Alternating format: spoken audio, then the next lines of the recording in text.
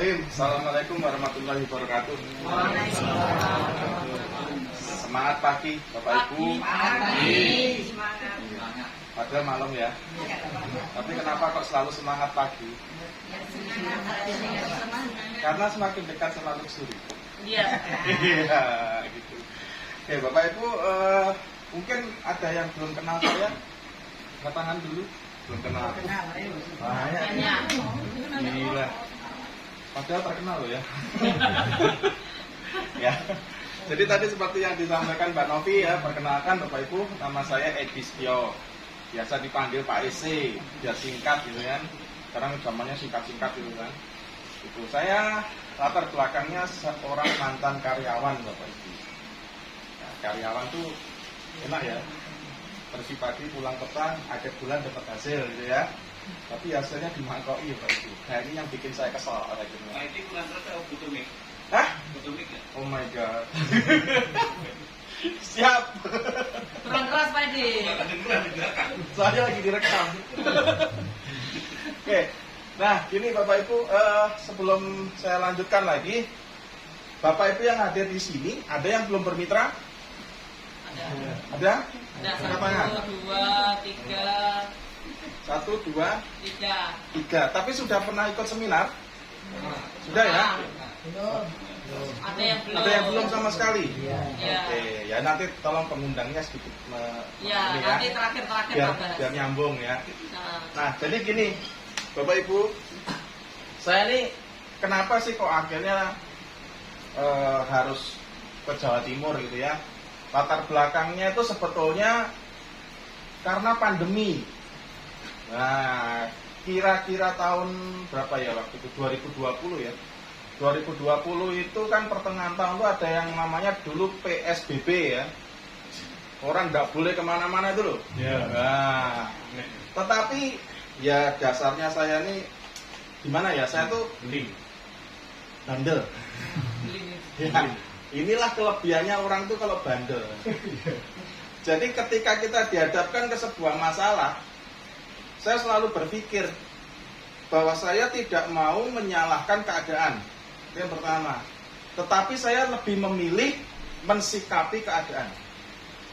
Nah, karena pada saat PSBB waktu itu ya, informasi yang saya dapatkan dari berbagai macam referensi, PAD, pendapatan asli daerah dari Provinsi Bali itu terkoreksi hingga 80% lebih. Artinya kan kemampuan masyarakat untuk mengeluarkan uang itu pada tertahan semua Bapak Ibu. Ya akibat karena pariwisata internasional di hold dan lain sebagainya.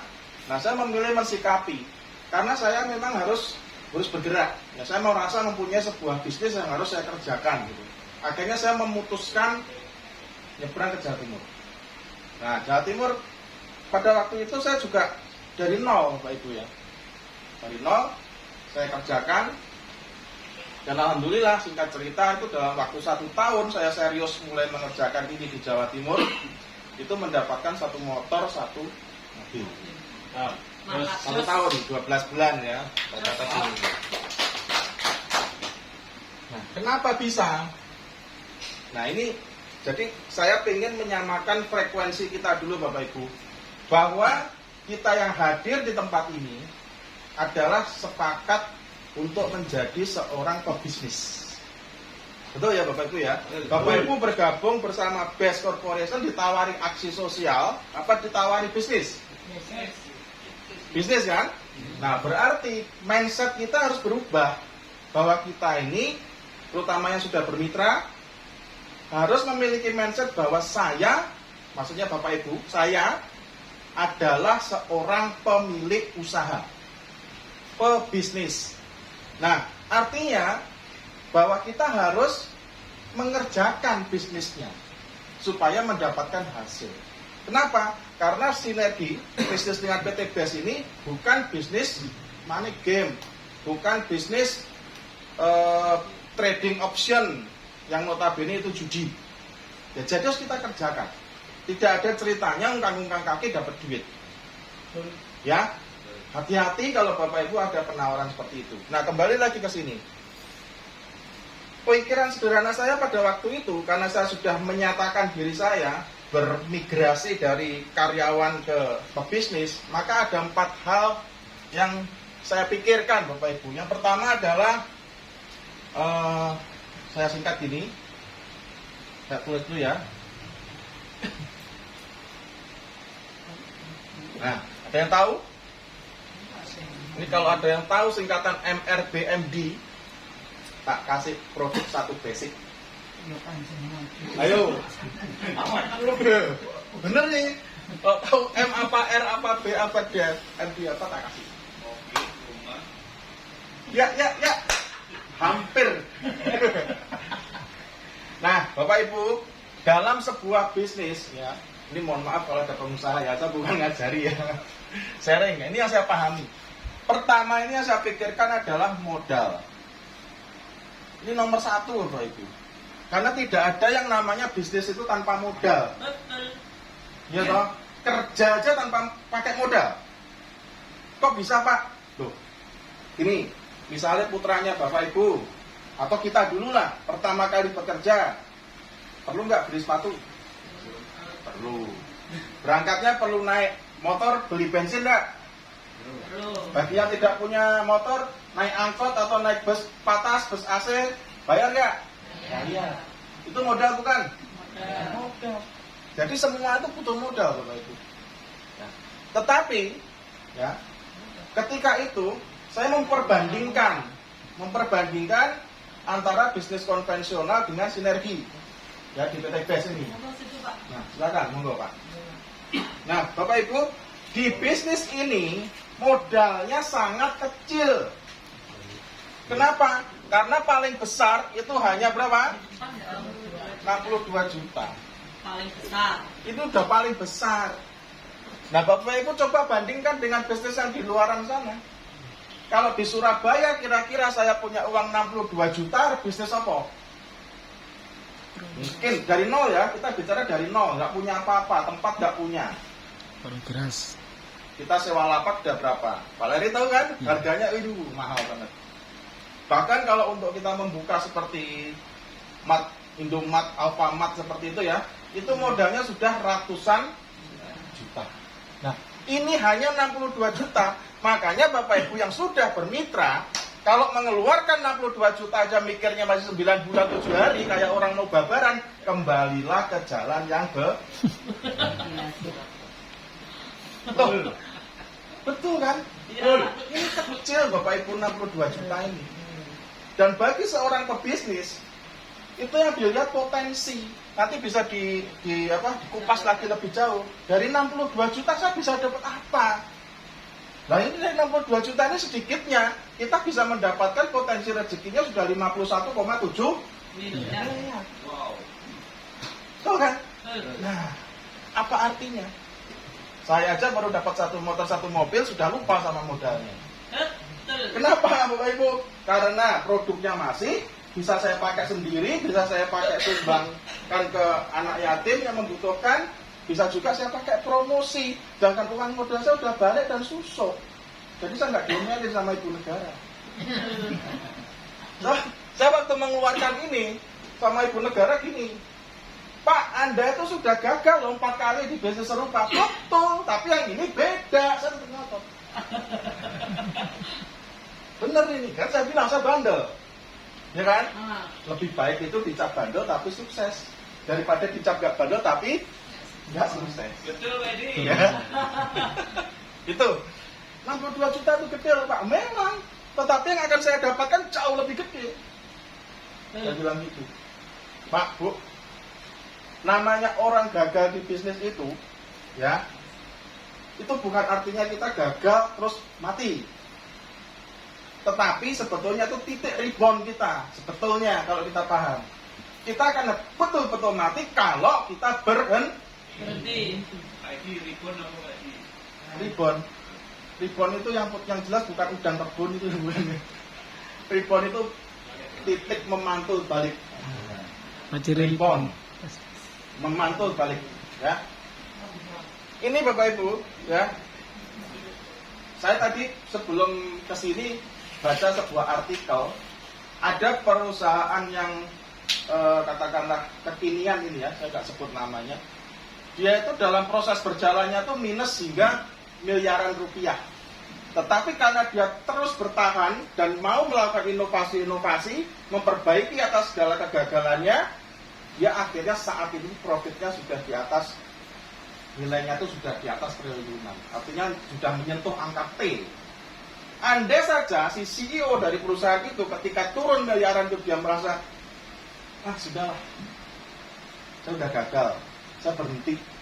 Maka hari ini dia tidak akan menikmati hasil yang triliunan. Itu siapa? Tahu? Coba Ibu? Founder dari Tokopedia. Nanti Bapak Ibu coba silakan googling atau lihat di YouTube ya, kisahnya Tokopedia, ownernya, bagaimana dia mencari modalnya untuk mendapatkan kepercayaan hingga akhirnya jatuh, terus bergerak lagi dan akhirnya bertumbuh. Jadi kalau Bapak Ibu saat ini sedang menjalankan bisnis ini, sedang berada di turunan, jangan berhenti Pak, gas aja.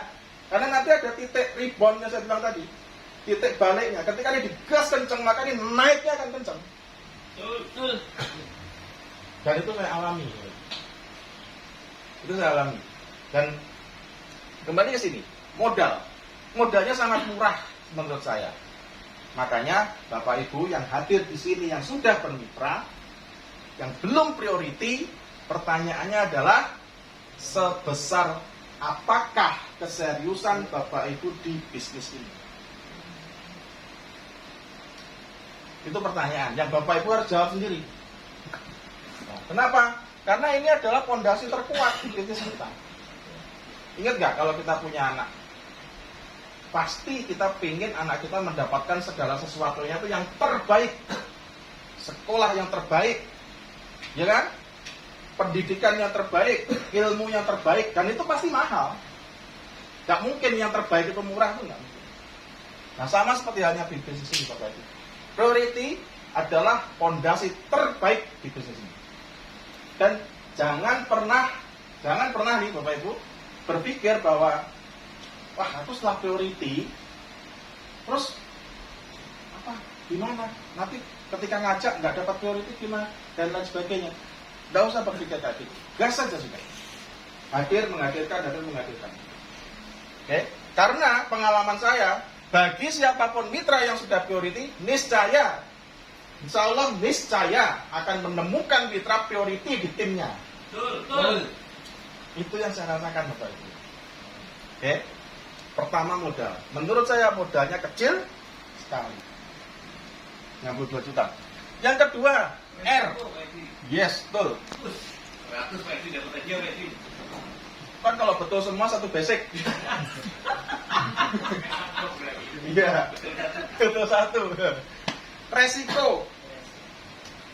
Bapak Ibu, yang namanya bisnis apapun itu pasti ada yang namanya resiko. Betul. Kalau Bapak Ibu ditawari bisnis, dibilang bahwa ini tidak ada resikonya, sudah pasti itu bohong. Betul. Tetapi pertanyaannya saya adalah, apa resiko di bisnis ini? Resikonya Bapak Ibu hanya ditolak. Terus kalau ditolak, jelasin, Bapak Ibu ada toh kerugian secara finansial? Nggak ada. Mental. Kalau jenengan udah senior, mentalnya kan gini. Enggak, untuk semuanya kalau yang baru-baru kalau Pak Mas biasanya kan di mental. Lah, itu kita harus sepakati tadi di depan bahwa kita sekarang ini adalah seorang pebisnis. Dan kalau kita memang sudah sepakat bahwa mindset kita adalah pebisnis, maka ya kita harus mempersiapkan diri mental kita. Ya jangan sampai baru nawarin 2 orang ditolak aja rasanya sudah gelap dunia. Enggak kan? Rumusnya kemarin kalau sering ikut di seminar, tentunya Bapak Ibu kan lihat ya, dari 100 orang yang kita tawarin, bergabung 2 saja, itu bisa menjadi pintu menuju luxury. Artinya apa? 98% gagal, kita masih bisa berhasil. Jadi, mitranya kita nih di sini dan di luaran sana yang nggak ada di sini, kalau belum nawarkan ke 100 orang dan dia bilang sulit, segeralah kembali ke jalan yang Benar. Rupiah. ya, Mumpung ono kawan. gitu. Rupiah Pak Adi. Resiko, Bapak Ibu. Di sini resikonya cuma ditolak. Dan yang saya yakini, Bapak Ibu ya, semakin sering kita ditolak, maka semakin dekat kita sama yang Menerima. Betul. menerima. Itu udah hukum alam, Bapak Ibu. Akpol. Hukum alam. Coba tanya Pak Heri itu di belakang. Untuk menemukan istrinya sekarang berapa kali ditolak cintanya? Ya kan? Iya. Pastinya sekarang bukan yang pertama, tapi yang terakhir. Kalau saja baru dapat yang kedua ditolak, Pak Heri menyatakan aku nggak berguna, guys. Dia jomblo forever. Ya. Bawa kemana ya? Tapi Pak Heri ini pantang menyerah. Makanya akhirnya dia berhasil mendapatkan idamannya. Gitu. Sama seperti bisnis ini, Bapak Ibu. Kalau baru ditolak 2 kali, 5 kali, 10 kali Anda sudah tenggelam, ya wassalam. Bapak Ibu tahu kan di sana ada Indomaret. Saya ambil contoh Indomaret ini lagi gak gampang. Itu kan tiap hari depannya banyak orang lewat tuh. Betul ya? Betul. Ratusan mungkin sehari. Pertanyaannya apakah semua orang mampir beli? Tidak. Yang tidak mampir itu menolak pada hari itu. Tapi ada nggak yang mampir beli? Ada. Artinya apa? Selama bisnis kita buka terus, kemungkinan orang akan mau itu pasti ada. Nah, kita bukanya gimana? Rajin hadir dan menghadirkan di seminar. Betul. Itu Bapak Ibu. Itu udah hukum alam. Oke. Resikonya kecil. Kecil. Kemudian yang ketiga apa nih? Balik model. Ya, break even point. Bahasa Jermannya. Dapat hadiah Pak. Dapat 2. Wah, ini catatanku dibaca Bapak Ibu. Break even point. Yaitu balik modal Bapak Ibu. Ini penting sebagai seorang pebisnis, Bapak Ibu harus paham ini. Ketika kita berbisnis, Bapak Ibu sudah punya gambaran, blueprint bagaimana modal saya kembali. Modal yang Bapak Ibu keluarkan itu kembali bagaimana? Ya, itu harus jelas. Nah, di bisnis ini BIP-nya seperti apa? Bapak Ibu cukup mengajak atau menemukan 5 mitra yang modalnya sama. Sudah balik modal. Itu kalau Bapak Ibu tidak pintar untuk berjualan secara retail. Oke, meriah ya. Nah, cara kedua ada, yaitu apa? Kalau kita bisa menjual produknya. Ketika 100% produk kita terjual, maka kita pasti balik plus untung. Betul. Jadi caranya harus tahu. Jangan membabi buta. Nggak ngerti, pokoknya gas ya, nggak gitu. Kemudian yang terakhir, yang keempat, MD. Apa MD? Merchandise. MD. MD. Ya, Merchandise. tolong pesan online ya Pak Didit. Yang orang ini. MD ini adalah masa depan. Pikir Mas Dikit. Nah, itu masa depannya. Masa depannya Bu Novi Mas. Masa depan. Jadi Bapak Ibu kalau Anda berbisnis, lihatlah orang yang sudah terjun di bisnis tersebut, masa depannya seperti apa. Tapi lihatlah yang berhasil, jangan lihat yang gagal. Betul. Kenapa? Karena kita pengen berhasil. Di bisnis apapun Bapak Ibu, tidak hanya di sistem bisnis MLM, di bisnis umum luaran sana, itu ada orang yang bisnis itu berhasil, ada yang gagal walaupun sama. Buka bengkel nih, satu di jalan A, satu di jalan B, bukanya barengan. Tapi karena yang satu tekun, iklannya, kemudian pelayanannya bagus, ya dia akhirnya berhasil. Yang ini cuma sekedarnya, males-malesan, yes ada ya syukur, enggak ya sudah. Mau suruh nungguin konsumennya, enggak ya suruh, ya. Nah yang kita tiru yang mana? Yang berhasil yang gagal? Yang berhasil. Kebanyakan yang gagal yang terus. Nah Itu. Nah, Bapak Ibu, masa depannya di sini itu sudah tahu kan? Bapak Ibu akan memiliki sebuah passive income. Itu dreamnya yang paling nomor satu. Sebetulnya reward, motor, mobilio, pajero, rumah itu hanya kulitnya. Dalamnya masih ada lagi yang kita sebut namanya passive income. Itu yang betul-betul 4D. Apa itu? Duduk, diem, dapat duit. Kenapa ya? Karena ketika kita seperti ini ngobrol-ngobrol, tiba-tiba tim kita di sana berkembang. Ini loh dahsyatnya bisnis network, Bapak. Yang tidak bisa kita dapatkan di bisnis lain. Nah, masa depannya adalah ketika kita jalankan bisnis ini baru sekitar 3 atau 4 tahun, dari yang modal saat 62 juta ini bisa berubah menjadi 1,67 miliar. Dan itu baru kulitnya. Mau apa tidak? Mau. Oh, maunya nggak serius. Mau. Mau ini maksudnya? Satu Ayo. tujuh. Iya lah, mau ini. Loh, sekarang mau nggak punya masa depan kayak seperti Masjid Banovi? Wes. Korea luxury. Ya, iya. Wes. Balinya hari ini tembus hati. Luar biasa. Jos, tepuk tangan untuk Mbak Lina. Saya Al-Fatihah. kalau dengar itu merinding Bapak Ibu. Saya waktu baca WA-nya Mbak Novi di grup, itu langsung saya blast ke tim saya.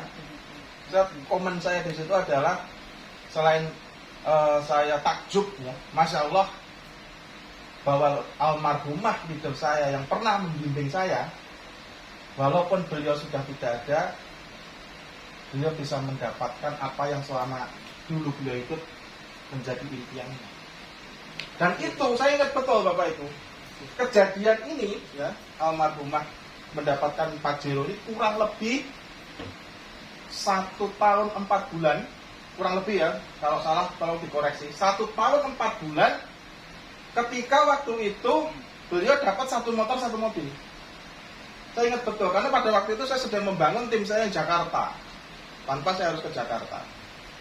Ya, tetapi Bapak Ibu, yang saya petik dari kejadian ini, kejadian bahwa cairnya ribet big mokes ini adalah berarti kalau saya yang diberi katakanlah nikmat sama Allah, masih diberikan kesehatan untuk bisa berada di dunia ini bergerak dengan maksimal, sejelek-jeleknya 1 tahun 4 bulan yang akan datang saya juga bisa dapat big mokes. Pasti. Itu kenapa saya tanamkan dalam mindset saya, bukan karena saya sombong, tidak Bapak Ibu. Itu karena sebuah afirmasi. Dan saya sudah merasakan dahsyatnya afirmasi. Dulu ketika saya pertama kali tembus motor yang pertama, bulan Juli kurang lebih tahun lalu ya, saya bilang ke Mbak Novi, Mbak, bahwa saya akhir tahun ini, tahun 2021, saya pasti tembus mobil. Padahal tahu nggak Bapak Ibu? Saya nggak ngerti caranya gini. Poin baru berapa waktu itu ya? 100 pasang. Kalau nggak salah 100 ya, 100. Padahal mobil itu 300, waktu itu belum ada promo 275. Tapi saya berani ngomong. Nah, sebuah biaya cara nih, kalau ditanya mungkin, caranya gimana? Ya roh, tak kerjakan aja. Tapi Bapak Ibu, karena kita ini yakin atas ucapan kita, akhirnya mau nggak mau kita bertindak.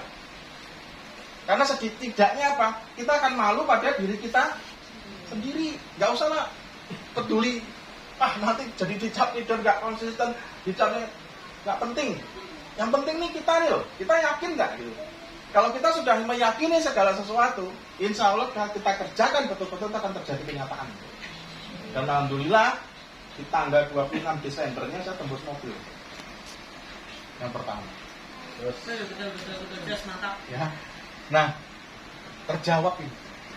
Modal saya kembali hanya dalam waktu 1 tahun. Ini sudah tak balikin ke ibu negara, nih modal gitu ya. Ini Bapak Ibu 4 hal yang harus kita pahami ketika kita menjadi seorang pebisnis, dan ini saya terapkan pada tim saya pribadi. Saya copy pastekan kepada tim saya, dan sekarang saya copy pastekan di sini. Mudah-mudahan ini yang bagus Bapak Ibu bisa ambil, bisa kerjakan. Nah yang kurang nanti tanya ke leadernya masing-masing. Hanya saya. Ya, gitu.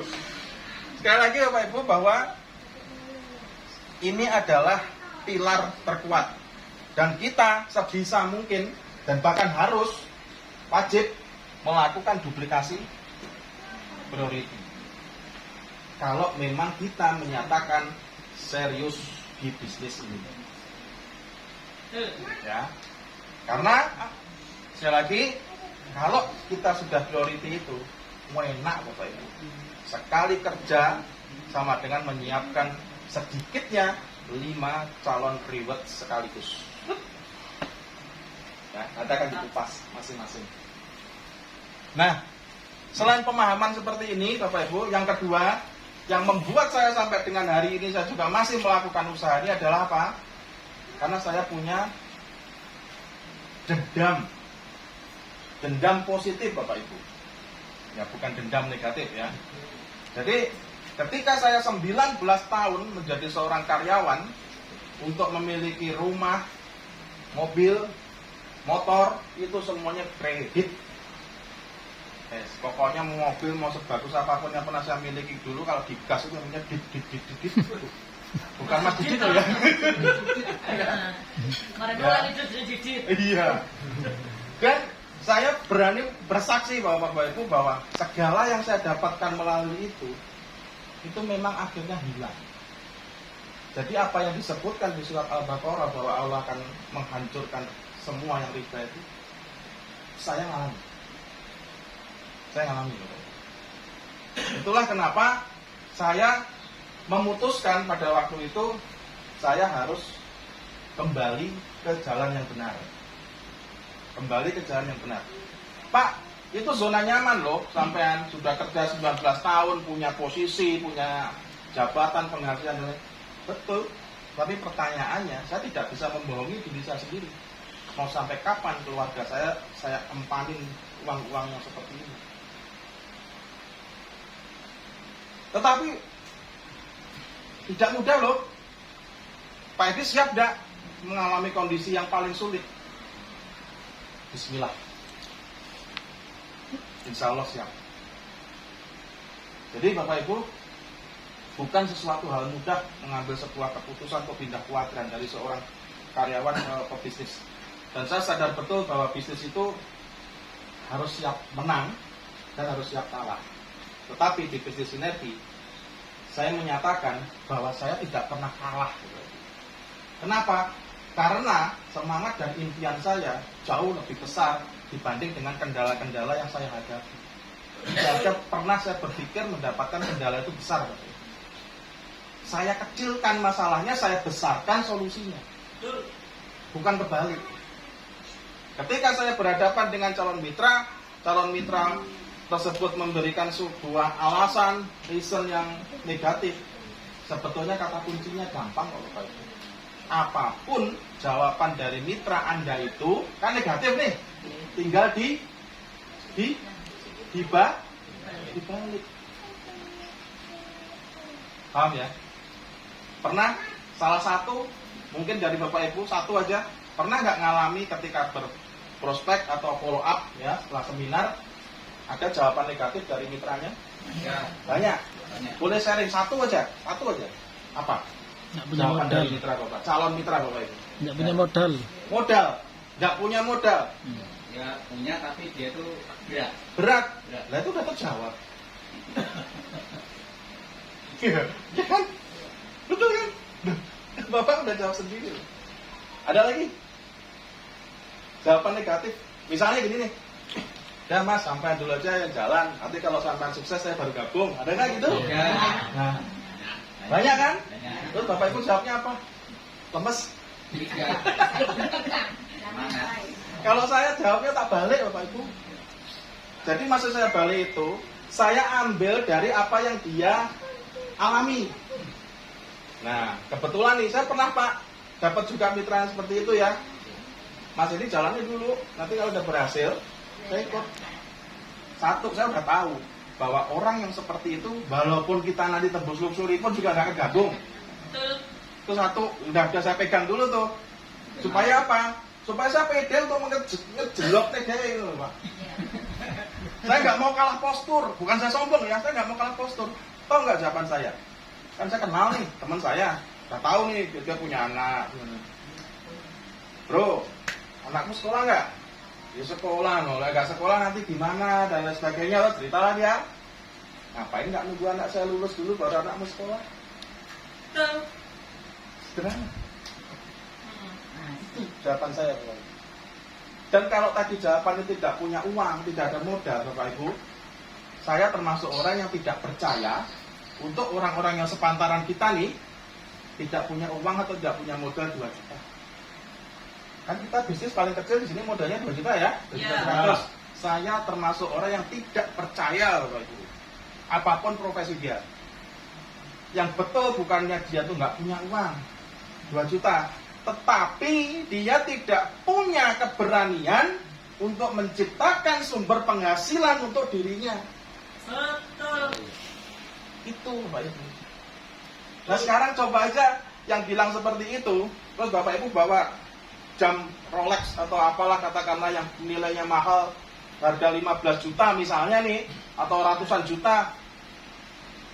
Mas, aku mau jual ini, butuh duit nih, bayarin deh 2 juta aja, tapi sekarang ini harganya pasarannya 50 juta nih.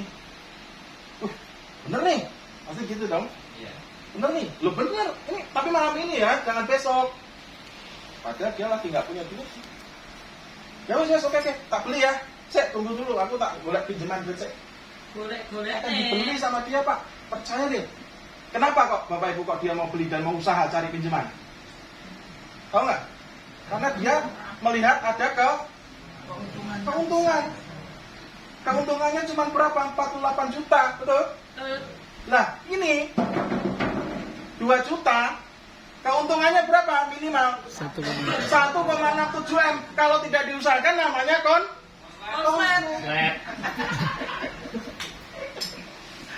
Sesederhana itu Bapak Ibu. Jadi jangan dibikin rumit. Lali. Ada yang bilang nggak mau bisnis gitu-gituan. Loh, Ya. maksudnya bisa gitu-gituan nih piye? Moem. Melem. Gampang. Bu, saya tanya, yang ngomong kayak gitu punya motor nggak? Punya. Punya. Punya. Kok mau beli? Padahal itu bisnis lain juga. Kok bisa Pak? Gampang Pak, gampang. Motor nih. Macem-macem ya. Motor. Belinya di mana?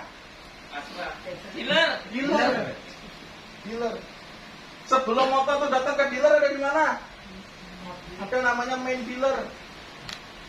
Ya, ini tingkat kabupaten atau kecamatan, ini tingkat provinsi. Di atasnya dia ada apa lagi? Yang namanya ATPM, agen tunggal pemegang merek. Ada Honda, Yamaha, Kawasaki. Itu apa ya? Apal manajer. Pengalaman pribadi nih Pak. Penyesalan saya cuma satu, kenapa Mas Didit belinya Yamaha? Nggak ngomong sampai. Karena selalu di depan. Itu ya. Oh, iya. Tapi Honda kan bagaimanapun juga Honda lebih unggul. Kita udah unggul. Lanjut lagi. Nah, di atas ATPM ada lagi nggak Bapak Ibu? Ada yang namanya pabrik. Ini kalau Bapak Ibu beli motor ini untung nggak? Untung. Ini untung. Kenapa? Karena Bapak Ibu tidak bisa direct beli ke sini.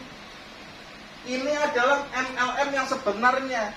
Karena sebenarnya MLM itu definisinya adalah sistem distribusi produk. Kita tidak bisa membeli langsung motor ini ke pabrik. Harus melalui mata rantai yang panjang. Belum lagi di sini ada calo. Iya kan? Nah, tapi Bapak Ibu membayar semua ini. Kalau tidak percaya nih, kalau Bapak Ibu punya motor cash sekarang, coba buka tuh BPKB. Di belakang itu ada faktur Bapak Ibu. Cocokkan dengan kwitansi pembelian Bapak Ibu. Kalau belinya misalkan seharga 40 juta, paling itu motor biayanya cuma 20 sampai 25 juta. Wah, pakai roh aku lagi. Loh betul. Betul itu. Nanti silahkan dicek. Nah sisanya untuk ini. Mata rantai keuntungan ini, kemudian biaya logistik, kemudian biaya promosi yang seperti halnya kita lihat di seminar, yang itu semua besarnya 40-70% itu benar adanya. Betul. Nah kita sudah dipermudah dari apa namanya, ini katakanlah kita produk ya, motor ini ada produk, kemudian ke PT BES itu sebagai ATPM, dari pabrik ke PT BES langsung ke kita. Makanya PT BES punya sisa uang yang diberikan kepada mitranya yang diwujudkan berupa reward. Mantap. Jelas Jos. kayaknya. Itu ya, nyesel nggak? Kok baru tahu ya? Itulah Ya. bisnis MLM-nya sebenarnya itu ini Bu, MG itu tadi apa? main dealer. Iya. Betul. Ya.